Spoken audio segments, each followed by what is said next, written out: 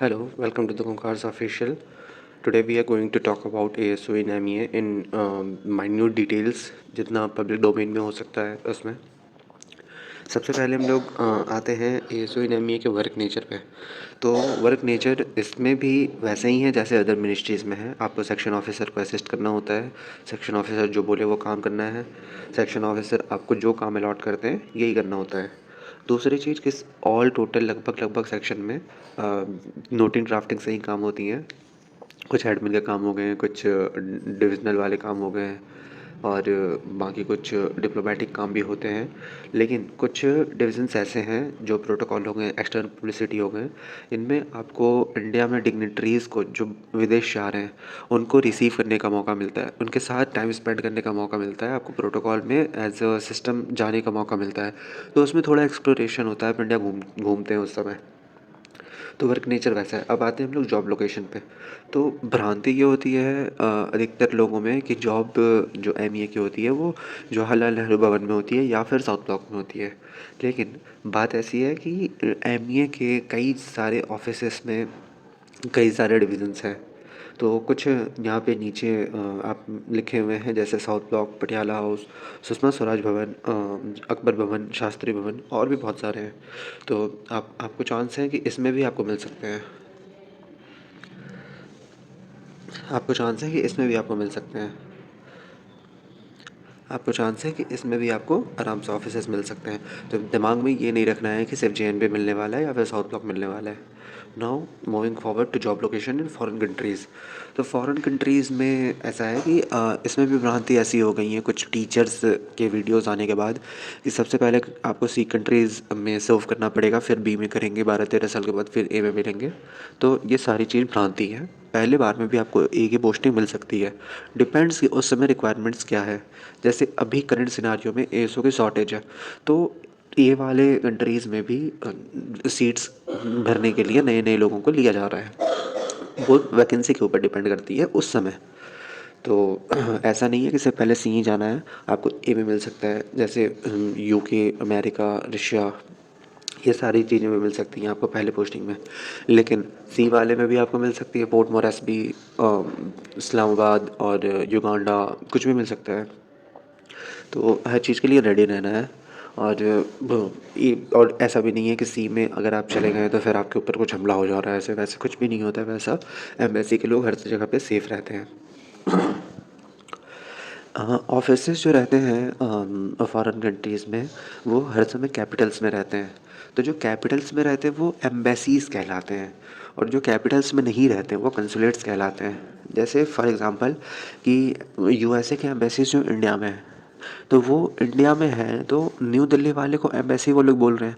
लेकिन main main town में उन्होंने जो खोल रखे हैं जैसे मुंबई और बैंगलोर, तो इन सब में उन्होंने कॉन्सुलेट्स खोले हैं। तो छोटे वाले जो होते हैं अलग अलग सिटीज़ में वो कॉन्सुलेट्स होते हैं, मेन जो कैपिटल में होता है वो एम्बेसी होता है। तो सेम एज़ हम लोगों ने USA में खोल रखा है, तो USA के कैपिटल वाशिंगटन DC में जो हम लोगों ने खोल रखा है उसे हम लोग एम्बेसी बोलते हैं। और कैपिटल के अलावा जो है जैसे सैन फ्रांसिस्को में खोल रखा है, लॉस एंजल्स में खोल रखा है, हॉस्टन में खोल रखा है, तो इनमें जो है हमारे कॉन्सुलेट्स हैं। तो आपकी जो पोस्टिंग होगी ना, तो ज़रूरी नहीं है कि आप एम्बेसी ही भरें, उसमें आप कंसुलेट्स भी भर सकते हैं। अब हम लोग फॉरेन पोस्टिंग से रिलेटेड थोड़ी और चीज़ें जानते हैं। जैसे जब आप ज्वाइन करेंगे तो सबसे पहले आपको एक इंडक्शन ट्रेनिंग दी जाएगी कुछ महीनों के बाद, जो 2 हफ्तों की होती है। उसमें आपको सिक्रेसी कैसे मेंटेन करना है, सोशल मीडिया गाइडलाइंस, खुद से रिलेटेड कैसे आपको हनी ट्रैपिंग से बचना है, छोटी मोटी चीज़ें आपको बता दी जाती हैं। और उसके बाद आप एज़ यूजुअल अपने अपने सेक्शन में वापस चले जाते हैं। फिर डेढ़ डेढ़ साल के लगभग बाद, जो कि अभी करंट सिनारियो में चल रहा है कि 1.5 साल से 2 साल के बीच में आपकी एक दूसरी ट्रेनिंग होगी जो MEA की इंटरनल ट्रेनिंग होती है। अगर आप वो कंप्लीट कर लेते हैं, वो पास कर लेते हैं, तो फिर आप एलिजिबल हो जाते हैं फॉरेन पोस्टिंग्स की वैकेंसी भरने के लिए। उसके बाद फिर आपको वैकेंसीज़ में अलॉट होंगी कि now you are getting this country, फिर आप फॉरेन पोस्टिंग जा सकते हैं। और दूसरी चीज़ ये है कि सेकंड ट्रेनिंग के रिलेटेड अगर किसी को कुछ और डाउट है तो वो आप MEA जब ज्वाइन करेंगे तभी आपको मिल पाएंगे, क्योंकि some things are mean to be secret. अब एक इम्पॉर्टेंट नोट इसमें ये ऐड करना है कि सारे जगह पे ये भ्रांति फैला दी जाती है कि फ़ॉरेन पोस्टिंग जाना ही पड़ता है एमईए में, अगर ना जाओ तो फिर कुछ हो जाए। तो नहीं जाने पे बस इतनी सी चीज़ है कि 2 साल का बैन लग जाता है कि आप अगले 2 साल तक नहीं जा सकते हैं। अगर आपने भरा और आप नहीं गए तो फिर आप में 2 साल 3 साल का बैन लग सकता है, जो कि एक्सटेंड भी हो सकता है और रिवर्ट भी हो सकता है based on the relations between you and your seniors. तो एक चीज़ ये है, और कोई कंपल्शन नहीं है पोस्टिंग जाने में। अगर आपको नहीं जाना है ना जाएं, कोई दिक्कत वाली बात नहीं होती है, ना ही आपके प्रमोशन में अफेक्ट करती है, ना ही आपके वर्क नेचर पे अफेक्ट करती है। 8-10 साल आपसे कोई नहीं पूछने वाला है फ़ॉरेन पोस्टिंग के लिए। उसके बाद भी आप जब दिखता है एडमिन को कि आप लगातार ही नहीं जा रहे हैं, प्रमोशन के बाद भी नहीं जा रहे हैं, तो फिर वो आपसे पूछते हैं अच्छे तरीके से। हो सकता है मैम वो इशू कर दें। तो ये उस समय पे डिपेंड करता है कि एडमिन में कौन बैठा है और आपका नेचर कैसा है टुवर्ड्स द एडमिन और MEA. Now moving forward the timings. तो टाइमिंग्स बाकी डिपार्टमेंट्स और मिनिस्ट्री के हिसाब से थोड़ा कम फ्लेक्सिबल है। यहाँ पे 9 बजे से 5:30 तक ऑफिशियल टाइमिंग है। बाकी अभी नया जो ऑर्डर आया हुआ है डीओपीटी का, उसके हिसाब से 9:15 तक आपको चले ही जाना है। तो अमूमन ये रहता है कि 9:10 तक 9:12 तक इतने तक अधिकतर सेक्शन ऑफिसर अलाउ कर देते हैं, बट इट इज़ रिकमेंडेड कि आप 9 बजे ऑफिस जाएंगे और 5:30 बजे आप छूट रहे हैं। कुछ सेक्शंस एमईए में ऐसे हैं जहाँ पे आपको लीड सेटिंग करनी पड़ती है, हफ्ते में 2 हफ्ते में एक बार। वो लीड सेटिंग होती है रोस्टेड ड्यूटी के हिसाब से। जैसे मान के चलो आप 10-12 लोग हैं, तो एक एक 2 वीक में एक एक लोगों का नाम लगा हुआ है, तो शाम में आपको रुकना पड़ सकता है थोड़ी देर के लिए, 7 बजे 7:30 बजे, depends upon the work on that day. ये है। और एक एडिशनल ये होती है कि सैटरडे आपको काम करना पड़ सकता है, वो भी रोस्टर ड्यूटी के हिसाब से, 1 महीने में 2 महीने में एक बार। उसमें आपको ये है कि किसी किसी सेक्शन में इसकी कंपनसेटरी ऑफ मिल जाती है, किसी किसी में नहीं मिलती है। तो it is all probability in this case. और इन चीज़ों में जितनी चीज़ें बताई, ये रोस्टर लिस्ट वाली, लेट ड्यूटी वाली और सैटरडे वाली, इनकी प्रोबेबिलिटी, ऐसे सेक्शंस मिलने की प्रोबेबिलिटी देयर आर 4 to 5%, 3-4% ऐसे है। नाउ सैलरी पे आते हैं हम लोग। तो सैलरी अभी के हिसाब से which is the most charming thing in MEA. जैसे आप इंडिया में रहते हैं तो आपको तो एज यूजुअल जो 40 एक्सिटीज़ में दूसरों को मिल रही है वो आपको मिलेगी। करेंटली अगर आप 2024 वाले सीजीएल से ज्वाइन करते हैं तो आपको in hand 79 plus approximately monthly मिल जाएंगे, क्योंकि इनकम टैक्स अभी रिमूव हो चुका है। अब 2026 फाइनेंशियल ईयर के बाद क्या होना है ये डिपेंड करता है, टोटली डिपेंड करता है 8th सीपीसी में और उस समय जो इनकम टैक्स स्लैब होगा उस पर। ये तो हो गई इंडिया की बात। अगर हम फॉरेन की बात करें तो एक ASO in hand foreign countries में 3.2 प्लस लैक्स लेकर जाता है मंथली, जिसमें उसे कोई टैक्स भरने की नीड नहीं होती है। That has tax exempted salary. Salary में एक और चीज़ आप ये ऐड कर सकते हैं कि जैसे 8th सीपीसी आ रहे हैं तो उसमें सैलरी बढ़ रही है, तो ये देर आर हाई चांसेस कि एमई अपना फॉरेन अलायंसेस बढ़ा दे। तो इट इज़ पॉसिबल कि आपकी सैलरी आगे चल के 2026 के फाइनेंशियल ईयर जो होंगे 2026-2027, उसमें आपकी सैलरी में भी बढ़कर 4.55 लाख हो सकती है।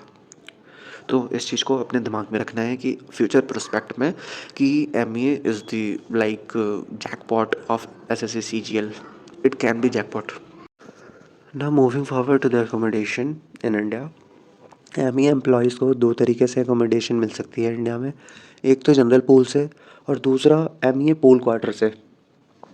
जनरल पूल में ये होता है कि आपको सारे मिनिस्ट्री वालों से, सारे डिपार्टमेंट वालों से जो दूसरे दूसरे हैं, उनके एम्प्लॉयज़ से फ़ाइट करनी होती है। मतलब इस पे सिर्फ ये देखा जाता है कि कौन कितना पुराना है, जो जितना पुराना है उस ऑर्डर पे हाउस अलॉट होते रहते हैं। और जो लोकेशन है, मान के चलें कि आप जब ज्वाइन कर देंगे तो उस समय अगर आप इसके लिए अप्लाई कर देते हैं क्वार्टर्स के लिए, तो क्वार्टर्स आपको मिल तो जाएंगे लेकिन बहुत दूर मिलेंगे या फिर थोड़े गंदे लोकेशन में मिलेंगे जहाँ आप लेना भी नहीं चाहते हैं। उससे अच्छे आपको 15,000 रुपये जो एचआरए कट रहा होता है इसमें, उतने रुपये में आपको अच्छे जगह पे मिल जाता है खुद से। तो कोई इनिशियल डेज़ में नहीं भरता है, ये रिकमेंडेड होते हैं पहले से। और दूसरी चीज़ जो एमईए के रिजर्व्ड क्वार्टर्स होते हैं, that is MEA housing complex. तो इसमें आप एलिजिबल तब होते हैं जब आपकी सर्विस 1 साल की हो जाती है एमईए में, तो आप इस क्वार्टर्स को भरने के लिए एलिजिबल होते हैं और लगभग 6 महीने के अंतराल में आपको क्वार्टर्स अलॉट हो जाते हैं। तो आप ये समझ सकते हैं कि 1.5 साल से 2 साल के बीच में आपको एमईए क्वार्टर्स मिल जाएंगे अगर आप इंडिया में रह के लेना चाहते हो तो ये जो क्वार्टर्स हैं अमूमन जो है द्वारका हाउसिंग कॉम्प्लेक्स में आपको मिलेंगे, क्योंकि MEA Dwarka housing complex Dwarka में है। इसके लिए आपको एचआरए अपना कटवाना पड़ेगा सैलरी से और लाइसेंस फ़ी कटती है। तो आप ये मान लेंगे कि अभी के हिसाब से जब आपको 79,000 मिलेंगे for the financial year of 2025-26, इसमें आपके 15,000 साढ़े 15,000 रूम में जो क्वार्टर अलॉट हुई है उसमें आपके कट जाएंगे। फॉरेन कंट्री में आप जब जाएंगे तो आपको एम्बेसी से या कंसुलेट से बहुत ज़्यादा दूर नहीं कोई जगह पे आपको एकोमोडेशन दिया जाता है, जो कि बहुत अच्छी लोकेशन पे रहता है। अब हम लोग आते हैं प्रमोशंस पे काफ़ी लोगों ने ये सुन रखा होता है कि एमईए में प्रमोशंस गंदी हैं बाकी मिनिस्ट्री के मुकाबले। तो इस पे थोड़े डिटेल्स में हम लोग समझते हैं कैसे क्या चल रहा है। एक तो होता है जो जूनियर पेपर होते हैं एएसओ से एसओ बनने के लिए, यूपीएससी एलडीसी पेपर। तो इसमें 2017 बैच में जो ज्वाइन करा था जिन्होंने, वो लोग प्रमोट होकर चार्ज ले चुके हैं सेक्शन ऑफिसर का। और जो एग्ज़ाम देकर नहीं बने हैं, जो बिना एग्ज़ाम दिए बने हैं, वो उसमें से 2014 बैच वाले प्रमोट हो चुके हैं एसओ में। तो पहला प्रमोशन जो है वो डिपेंड करता है आपकी कैपेबिलिटी पे। ये ड्यूरेशन हो सकता है 6 to 10 ईयर्स का। अगर आपका एग्ज़ाम निकल जाता है तो 6 साल में आप बन सकते हैं, और नहीं निकलता है तो ये 10 साल भी स्ट्रेच हो सकता है। इसके बाद 8 से 9 साल आपको लग जाते हैं लगभग अंडर सेक्रेटरी बनने में, और 7 से 8 साल आपको डेप्यूटी सेक्रेटरी बनने में लग जाते हैं, फिर 7 से 8 साल आपको डायरेक्टर बनने में लग जाते हैं। तो ये टोटल हो जाता है 28 से 35 साल की सर्विस। मिनिमम 28, मैक्सिमम 35 साल अगर आप काम कर रहे हैं तो you will retire as director most probably. और ये हाईली डिपेंड करता है कि उस समय मिनिस्ट्रीज़ की पॉलिसी क्या है। हो सकता है आप डायरेक्टर कम एज में भी बन जाए, हो सकता है आप डायरेक्टर भी ना बने, डेप्यूटी सेक्रेटरी पे रिटायर कर जाएँ। तो ये सब कुछ डिपेंड करता है कि उस समय कौन सी पॉलिसी चल रही है एमईए में, क्या चेंजेस आते हैं क्या नहीं आते हैं। अब हम लोग वर्कलोड पे आते हैं। वर्कलोड में आप ये समझ लें कि जो छोटी छोटी मिनिस्ट्रीज़ होती हैं सीएसएस की, या फिर जो मीटी हो गई और रेलवेज़ हो गया, ईसीआई, पार्लियामेंट, इन सब से थोड़ा ज़्यादा काम आपको करना पड़ सकता है, except home ministry, finance ministry, चूँकि वो भी बड़ी मिनिस्ट्री हैं। तो जो बड़ी मिनिस्ट्री होती हैं उसमें थोड़ा काम ज़्यादा रहता ही रहता है, लेकिन इतना भी नहीं कि आप बहुत ज़्यादा परेशान हो जाएंगे। और सेक्शन का अलॉटमेंट बहुत रैंडम होता है। जब आप ज्वाइन करेंगे तो उस समय रिक्वायरमेंट्स किस सेक्शन में कितनी है, ये डिपेंड करता है कि आपको कौन सा सेक्शन मिल रहा है, कौन सी सीट मिल रही है। जैसे फॉर एग्जांपल एक एएसओ है, उसे ईजियर सेक्शन मिला है लेकिन उसे बहुत बीसी सीट मिली है, और एएसओ कोई दूसरा है, उसे बीसी सेक्शन तो मिला है लेकिन उसमें बहुत इजी सीट मिल गई है। तो इट माइट कि जो पहला एएसओ है उसे बहुत ज़्यादा काम करना पड़े कंपैरेटिव टू सेकंड एएसओ। तो ये उस समय के टाइम पे डिपेंड करता है कि आपको कौन सा डिवीज़न, कौन सा सेक्शन, कौन सा सीट अलॉट किया जा रहा है। अब हम लोग आते हैं मेडिकल एंड अदर फैसिलिटीज़ में, कि आपको कौन कौन सी फैसिलिटीज़ प्रोवाइड होती हैं। तो अदर मिनिस्ट्री और डिपार्टमेंट के कंपैरिजन में एमईए में अपने पेरेंट्स को डिपेंडेंट प्रूव करना हद से ज़्यादा मुश्किल हो जाता है। That's why it is written कि compared to other ministry or departments, it is too difficult to prove your parent dependent on yourself, even they are not in government services। तो अगर वो गवर्नमेंट सर्विसेज में नहीं भी है ना, फिर भी आपको अपने ऊपर डिपेंडेंट प्रूफ करवाने के लिए बहुत सारे सवालों के जवाब देने पड़ते हैं, बहुत सारे डॉक्यूमेंट देने पड़ते हैं, डिक्लेरेशंस देने पड़ते हैं।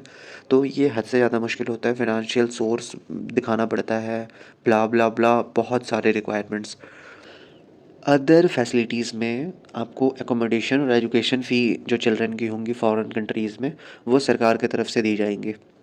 जैसे उस कंट्री में, on that particular country on which in which you are posted at, तो वहाँ पे जो सबसे बेहतर स्कूल है, सबसे टॉप क्लास स्कूल है, आप वहाँ अपने बच्चों को पढ़ा सकते हैं, और उसका सरकार ही पैसा देती है। 30 लाख, 40 लाख लगे, 50 लाख लगे, वो सरकार बियर करती है एनुअली।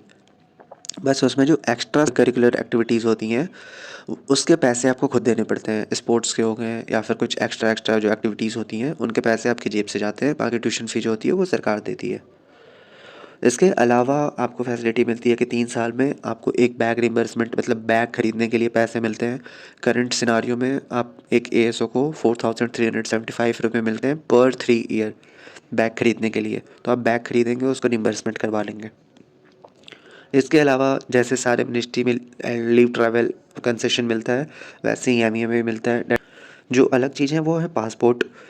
एएसओ को वाइट पासपोर्ट मिलती है, एसओ को मरून पासपोर्ट मिलती है। तो ये दिमाग में नहीं रखना है कि एएसओ बन जाओ तो डिप्लोमेटिक पासपोर्ट मिल जाएगा।